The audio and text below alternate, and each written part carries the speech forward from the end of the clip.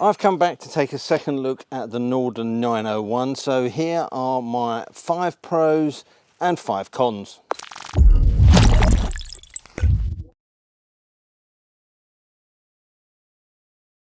I first rode the Norden 901 back in February of this year, and I have to say that I was actually quite smitten with it. But it's always good to come back to a bike to get a fresh perspective. So to keep this video concise, I've just listed my 5 pros and 5 cons from my time on the Norden 901.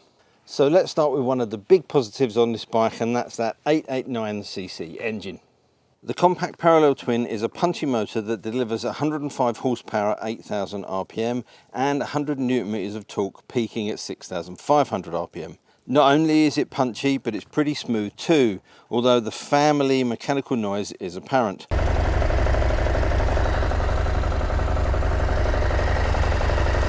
The heavier crank and internals make for a flexible engine, which is overall more relaxed than its 790 predecessor, and I think much better on the road for it. Throttle response is good, albeit quite direct when coming from closed, but overall it's a very enjoyable engine to use.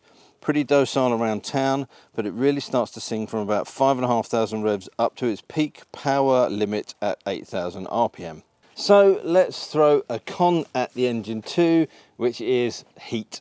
Because of where the catalytic converter is placed, directly below the shock and right between your feet, you do notice the heat it throws off. This is great in cold weather, but even on warmish days it becomes a bit pervasive. So as an example, today it's 23 degrees. I've been riding the bike about half an hour, 45 minutes to come out and do some filming, and already I can feel the heat on my left foot. Now, if you're wearing tall adventure boots and trousers with a leather guard in, you don't feel it as much. In the summer, when you're just wearing riding jeans and boots like this, yeah, it is noticeable, and it can be a bit bothersome. A lot of it is, I think, down to the bodywork. Where your legs sit close to the tank fairing, the heat builds up under it as it's got nowhere to go unless you're moving at around 50 miles an hour or more.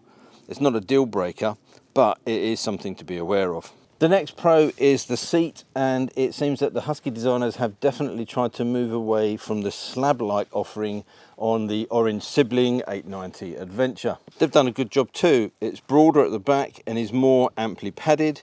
The extra plushness is noticeable when you first sit on it. But to add a caveat, I still don't think this seat is particularly all-day comfortable. I found that after about an hour or so, because of the shape of this seat and the wider bit at the back, it actually put pressure on the inside tops of my legs just below my backside. Now that may be something that you get used to, but so far I haven't. Pro number 3 for me is the electronics pack.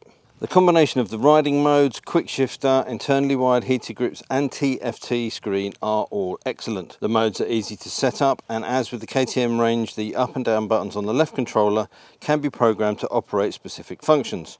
On this bike, the Easy Shift quick shifter comes as standard, as does cruise control, and they've both been a joy to use. Internally heated grips mean no unsightly control pad, and everything is controlled through the excellent and very clear TFT display. Great stuff. If you want to add all of the electronic gizmos, you need to start paying for it. Heated grips are extra, and if you want the Explorer mode as well as the standard road, rain and off-road rider modes, it's an extra cost, essentially just to switch it on. However, in reality, I don't know how many owners will actually use the full capability of the Explorer mode. If you're going off-road, just flicking it into the off-road mode, I think is going to be plenty enough for the majority of riders. The WP Apex suspension for me is another positive. The front forks have compression and rebound damping adjustment on separate legs, and the rear shock has a remote preload adjuster knob. The suspension is plush, giving great comfort on the road, taut enough for some spirited riding, but it takes the sting out of rough surfaces too. It's also very precise and controlled off-road. It's not as capable as the R version of its sibling machine, but the adjustability elevates it over the standard KTM 890 offering. It is, I think, indeed the perfect balance for adventure touring. However, the drawback to this excellent suspension though is that the bike is quite tall. The seat in its lowest position is 854mm and jumps up to 874mm in its highest position. It might also bug you that the stripe on the seat doesn't line up when it's in this position. I'm 5'10" with a 32-inch inseam and I weigh just over 200 pounds, and I'm on tippy toes on this bike. Any dips in the road or adverse camber does mean that actually I'm fishing around a little bit for contact sometimes. That's not overly confidence inspiring on a bike that weighs 204 kilos dry, which in reality means closer to 218 to 220 kilograms with a full tank of fuel. Finally, let's wrap up with the ergonomics, which I find to be excellent on the road.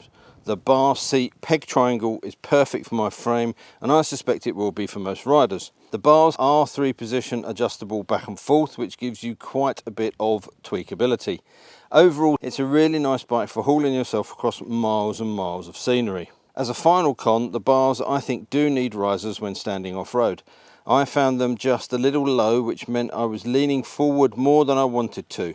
I would say 25 to 30 millimeters of riser would be just enough to get them perfect. The screen is also a contentious point. It looks great, but it's quite low and is unadjustable. So, if, as it did for me, it throws the wind turbulence onto your upper chest and the underside of your helmet, it did prove to be a little noisy and tiring on longer runs. I did try the MRA VSAC deflector that I own, and it did make a big difference. So if the screen does bother you, it's actually quite an easy thing to remedy. Overall though, I think the Norden 901 is an excellent adventure touring bike. And if you're planning to do as much, if not more, off-road work than you are on-road work when you're touring, then it's definitely a bike to consider. So it is, in my opinion, a very strong contender in the somewhat inaccurately titled middleweight adventure bike sector. It certainly does grab attention when you're out riding on it, so if you're looking for something different in this sector, then the Norden 901 just might be the bike for you. Now obviously I've tried to keep this video short by just concentrating on 5 pros and cons, so if there's anything else you'd like to know about the bike or any questions you might have, then pop those in the comment section down below. A like, a comment, and more importantly a subscribe are very much appreciated, and all that leaves me to say is until next time, thanks for watching, take care, ride safe, and I'll see you soon. Bye.